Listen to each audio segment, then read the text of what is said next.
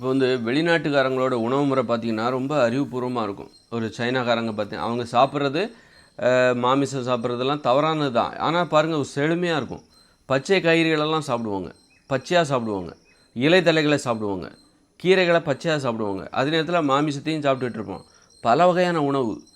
இந்த மாதிரி ஒரு ஒரு சுதந்திரமான ஒரு ஒரு தேடல் இருக்குது. அதில் ஒரு கஷ்டமான விஷயம் இருக்குது. அதில் அதை சாப்பிட்ணும் இதை சாப்பிட்ணும் ஒரு தேடல் இருக்குது. ஆனால் நம்மளை பாருங்கள், சோறை பொங்க வேண்டியது ஒரு குழம்பு, ஒரு ரசம், இந்த வயிற்றை நிரப்புற வேலை தான். கூச்சம், அதாவது புதுமையான விஷயங்களை தேடுறது கிடையாது. ஒரு புதுமையான முயற்சிகள் எதுவும் செய்கிறதில்ல. ஒரு பச்சையாகவே நம்ம சாப்பிட்றதே கிடையாது. எல்லாம் சமைச்சு ஈஸியாக இருக்கணும். உணவில் கூட ஒரு ரிஸ்க் எடுத்துடக்கூடாது, ஒரு கஷ்டத்தை அனுபவிச்சிடக்கூடாது. கஷ்டப்படாமல் சாப்பிட்ணுன்னு நினைக்கிறாங்க நம்ம ஆட்கள். உணவில் கூட இப்போ வந்து வெளிநாட்டு இப்போ சைனாக்காரனா அதில் ஒரு சவால் இருக்குது. அது என்ன பண்ணுறான், மாமிசத்தை சாப்பிட்றான், பச்சையாக சாப்பிட்றான், புழுவை பச்சையாக சாப்பிட்றான். டக்குன்னு ஒரு காய்கறி, அது பக்கத்துலேயே ஒரு காய்கறி, அதில் ஏதாவது காரமாக எதையாவது தொட்டுக்கிட்டு அந்த காய்கறியை சாப்பிட்றது, ஒரு இலை தழைகளை பச்சையாக சாப்பிட்றது. அப்போ அவனுடைய உணவு முறையை பாருங்கள், அதில் கஷ்டமாக இருக்குது. மாமிசம் சாப்பிட்டாலும் அதையும் சில பச்சையாக சாப்பிட்றது, அதில் ஒரு கஷ்டம் இருக்குது. அவங்க உணவுகளே கஷ்டம் இருக்குது, பல வகையான அணுகுமுறைகள் இருக்குது. ஆனால் நம்முடைய உணவு பாருங்கள், உணவில் கூட கஷ்டப்படலை, ஒரு கஷ்டமே இருக்கக்கூடாது. ஒரு சோறு, ஒரு குழம்பு, ஒரு பொரியல், இந்த மாதிரி வலிக்காமல் சாப்பிட்றது, நோகாமல் சாப்பிட்றது. ஒரு பச்சையாக நம்ம சாப்பிட்றதே கிடையாது. பழங்களை கூட சாப்பிட்றதில்ல. பெரும்பாலான மக்கள் தினசரி பழத்தை கூட சாப்பிட்றதில்ல. தினசரி வேக வச்சு அவிச்ச உணவுகள், செத்துப்போன உணவுகள், அதைத்தான் சாப்பிட்டுட்ருக்காங்க. பச்சை உணவுங்கிறது வந்து உயிருள்ள ஒரு காய்கறியெல்லாம் பச்சையாக சாப்பிட்றோன்னா அது உயிருள்ள உணவு. இந்த மாதிரி நம்முடைய உணவு முறை பார்த்திங்கன்னா அதில் வந்து ஒரு ஒரு ஒரு ரிஸ்கே இருக்காது. அதில் நம்முடைய உணவு வெறும் வயிற்றை நிரப்புகிற வேலை தான் அது. ஆனால் அது வெளிநாட்டுக்காரன், ஒரு சைனாக்காரன், ஒரு ஜப்பான்காரன், இவனுடைய உணவெல்லாம் பார்த்திங்கன்னா அதில் ரொம்ப என்னென்னோ இருக்கும். நீங்கள் பார்த்தாலே தெரியும். பல வகையான உணவு, பச்சை, ஒரு சம விகிதம். இப்போ ஏன் காய்கறி பச்சையாக சாப்பிட்றான், ஏன் இலைகளை சாப்பிட்றான், இந்த மாதிரி ஏதாவது கீரைகளை பச்சையாக சாப்பிட்றான்னா அவனுக்கு தெரியும், இதெல்லாம் சாப்பிட்டா நல்ல டைஜஷன் ஆகும், செரிமானம் ஆகும்.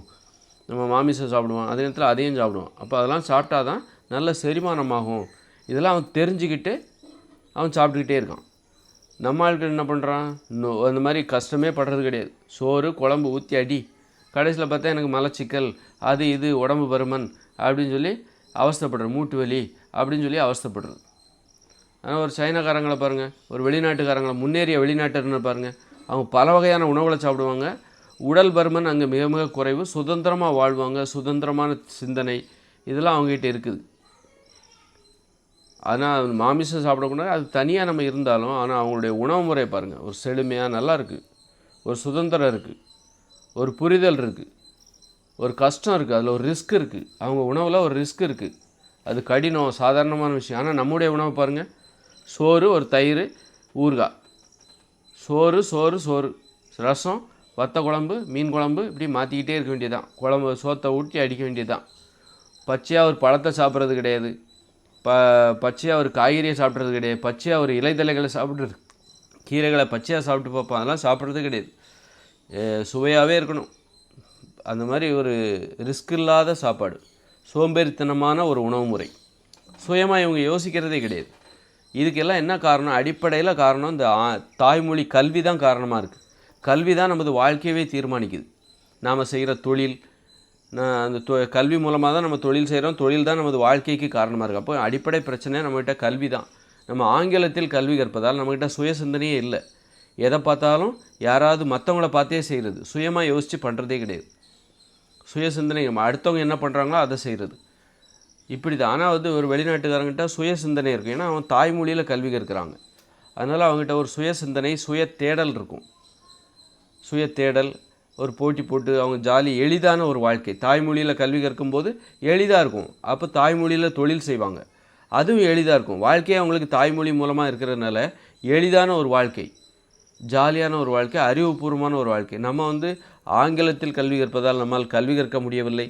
அப்போ தொழிலே ஆங்கிலம், அதனால் நம்மளால் தொழில் செய்ய முடியவில்லை, வாழவே முடியல, படிக்க முடியல, தொழில் செய்ய முடியல, வாழவே முடியல, சாப்பிடவே முடியல. அது நம்மகிட்ட வருமானமும் குறைவாக இருக்குது. இந்த குறைந்த வருமானத்தில் நம்ம ஏன் வயிற்றை நிரப்பணும்? ஒரு வீட்டில் பார்த்தா பெண்கள் வேலைக்கு போகிறதில்ல, அப்போ ஆண் மட்டும் தான் வேலை பார்க்குறான். அவனுக்கு சம்பளமே 15,000 தான். அந்த 15,000 வீட்டில் உள்ள 4 பேரும் சாப்பிட்ணுன்னா விதவிதமாக சாப்பிட முடியுமா? அந்த பழங்கள்லாம் வாங்கி சாப்பிட முடியுமா? சாப்பிட முடியாது. அப்போது சோத்தை பொங்கு, அந்த குழம்பு வை, எல்லாத்துக்கும் ஒரு பானை சட்டி சோத்தை பொங்கிடு, அப்புறமா குழம்பு வை, குழம்பு ஊற்றி சாப்பிடு, வயிற்ற நிரப்பு. இந்த மாதிரியான ஒரு அணுகுமுறை ஏன் வருது?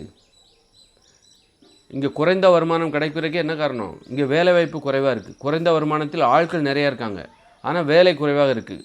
வேலைகளை உருவாக்குவது இங்கே கடினமாக இருக்குது. வேலை செய்வதே கடினம். காரணம், கல்வி தவறாக இருக்கிறது. ஆங்கிலத்தில் கல்வி கற்பதால் புதிய வேலைகளை உருவாக்க முடியவில்லை. கற்பனை திறன் என்பது இல்லை. அதனால் வேலையில்லா திண்டாட்டம் இங்கே இருக்குது. அதனால் 15,000 சம்பளத்துக்கே நிறைய பேர் இங்கே இருக்காங்க. நான் 15,000 எனக்கு அதிகமான சம்பளம் கொடுக்கணுங்கிற அவசியமே இல்லை. குறைந்த சம்பளத்தில் இங்கே நிறைய பேர் இருக்காங்க. அப்போ போட்டி போட்டுட்டு வராங்க. அந்த 15,000 சம்பளத்துக்கே 10,000 சம்பளத்துக்கே இங்கே நிறைய போட்டி போடுறாங்க. இன்னும் சொல்லப்போனால் பெண்களுக்கு 6,000 தான் சம்பளம், 10வது படித்த பெண்களுக்கெல்லாம். அதுக்கே இங்கே நிறைய பேர் போட்டி போடுறாங்க. அவங்க அந்த சம்பளத்தை எடுத்துகிட்டு போய் சத்தான உணவுகளை எப்படி போய் சாப்பிட முடியும்? அப்போ வயிற்றை தான் நிரப்ப முடியும். அப்போ ஏன் 6,000 சம்பளத்துக்கு 10,000 சம்பளத்துக்கு? வேலை குறைவாக இருக்கிறது, ஆட்கள் நிறையா இருக்காங்க. அந்த 6,000 சம்பளத்துக்கு அவ்வளோ போட்டி. வேலை குறைவாக இருக்குது. வேலைகள் இங்கே அதிகமாக இல்லை. காரணம், வேலை செய்வது கடினமாக இருக்குது. வேலையே செய்ய முடியல. காரணம், வேலையில் ஆங்கிலத்தின் ஆதிக்கம் அதிகமாக இருக்கிறது. படிப்பில் இங்கே படிக்கவே முடியல. படிப்பில் ஆங்கிலத்தின் ஆதிக்கம். வாழ்க்கை முழுதும் இங்கே வாழவே முடியல. ஆங்கிலத்தின் ஆதிக்கம். இங்கே சுதந்திரமாகவே வாழ முடியல. எளிதாகவே வாழ முடியல. எளிதாக சிந்திக்க முடியல. அதனால் நிறைய பேர் என்னால் வேலையே செய்ய முடியாதுன்னு வீட்டில் ஒதுங்கிடுறாங்க. நிறைய பெண்கள் நான் வேலையே செய்யலப்பா, வீட்டிலே உட்காந்துக்கிறேன் அப்படின்னு சொல்லி வீட்டிலே உட்காந்துக்கிறாங்க. எல்லாருக்கும் இங்கே வேலை கொடுக்க முடியல. வேலை கம்மியாக இருக்கிறது. வருமானமும் கம்மியாக இருக்குது. குறைவான வருமானத்தில் நீ நல்ல அறிவுபூர்வமான சாப்பாடு சாப்பிட முடியாது. ஆனால் ஒரு சைனாவில் பார்த்தீங்கன்னா, சைனாவில் ஏகப்பட்ட வேலை இருக்குது. செய்கிறதுக்கு ஆள் இல்லை. ஏன்னா அவங்க தாய்மொழியில் கல்வி கற்கிறார்கள், தாய்மொழியில் தொழில் செய்கிறார்கள். வேலை செய்வது ஈஸியாக இருக்குது, படிக்கிறது ஈஸியாக இருக்குது. நிறைய வேலைகளை உருவாக்குறாங்க. வேலைக்கு ஆள் கிடைக்க மாட்டேன்றாங்க. அதனால் என்ன பண்ணுறாங்க, உனக்கு நான் நிறைய சம்பளம் தரேன், வேலைக்கு வாங்க, நிறைய சம்பளம் தரேன், நீங்கள் வேலைக்கு வாங்க அப்படின்னு சொல்லி நிறைய சம்பளம் கொடுத்தா தான் வேலைக்கு வருவாங்க அப்படிங்கிற நிலைமை வெளிநாடுகளில் இருக்குது. இங்கே குறைவான வேலை. அப்போ அந்த குறைவான வேலைக்கே நிறைய பேர் போட்டி போடுறாங்க. அப்போ நான் இவ்வளோ தான் சம்பளம் தருவேன். 10,000 சம்பளத்துக்கே இங்கே நிறைய பேர் போட்டி போடுறாங்க. 10 வேலை தான் இருக்குது. ஒரு 10 வேலை வாய்ப்பு. அந்த 10,000 தான் சம்பளம். அந்த வேலைக்கே 100 பேர் போட்டி போடுறாங்க. அப்படி இருக்கும்போது நான் நிறைய சம்பளம் கொடுக்கணுங்கிற அவசியமே இல்லை அப்படிங்கிற நிலமை. அதனால் உணவில் நாம் பண்ணுற அந்த இருக்குல்ல, வெளிநாட்டுக்காரங்க சாப்பாடு நல்ல ஒரு ஆடம்பரமாக இருக்குது, நல்ல அறிவுபூர்வமாக இருக்குது, பல வகையான உணவுகளை சாப்பிட்றாங்க. அப்படின்னா அதுக்கு காரணம் எல்லாமே இந்த கல்வி தான் காரணமாக இருக்கும். நாம் ஏன் சோத்தை சாப்பிட்டு வயிறை நிரப்பிக்கிட்டு இருக்கிறோம்? வருமானம் நமக்கு குறைவு, நம்ம வறுமையில் இருக்கிறோம். வருமானம் குறையும் போது வயிற்றை நிரப்புகிற வேலை தான் இங்கே நடக்கும். இந்த சோத்தை சாப்பிட்டு வயிற்றை நிரப்புகிற வேலை தான் நடக்கும். அதுக்கு வருமானம் ஏன் குறைவாக இருக்குன்னா, இங்கே வேலை வாய்ப்புகள் குறைவாக இருக்கிறது. ஆனால் நிறைய பேருக்கு வேலை தேவை. நிறைய பேர் வேலை கிடைக்காம பெண்கள்லாம் ஒதுங்கிடுறாங்க, வீட்டிலே உட்காந்துடுறாங்க.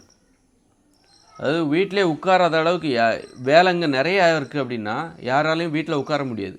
ஏன் பெண்கள் வீட்டில் உட்காராங்க பெரும்பாலும் அப்படின்னா, வேலைக்கு போகாமல், வேலை குறைவாக இருக்கிறது. விருப்பப்பட்டால் தான் வேலை செய்யணும், வேலை குறைவாக இருக்கிற ஆட்கள் நிறைய இருக்காங்க. அப்படி இருக்கும்போது குறைவான அவர்களுக்கு தான் வேலை கொடுக்கணும் அப்படிங்கிற நிலைமை. காரணம், இங்கே வேலை செய்வது கடினமாக இருக்கிறது, ஆங்கிலத்தின் ஆதிக்கத்தின் காரணமாக.